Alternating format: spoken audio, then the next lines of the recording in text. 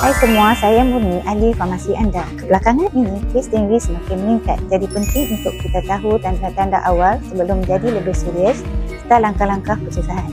Demam denggi adalah sejenis penyakit jangkitan virus yang merebak melalui sistem nyamuk Aedes yang telah dijangkiti.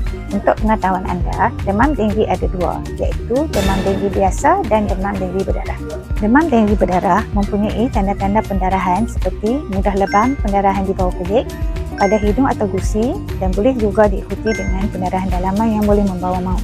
Pesakit akan diberikan ubat paracetamol untuk mengurangkan demam dan sakit dan dinasihatkan berehat serta digalakkan minum air secukupnya bagi mengelakkan badan kekurangan air. Pesakit akan dimasukkan ke dalam wad sekiranya disyaki mengidap demam denggi berdarah. Buat masa sekarang, masih tiada rawatan khas untuk demam denggi.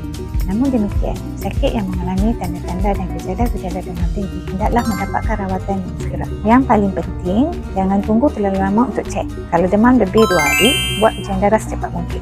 Pastikan tangki air dan bekas tadahan hujan seharusnya ditutup.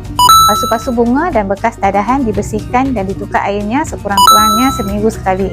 Saliran atap dan longkang perlu dipastikan airnya sentiasa mengalir.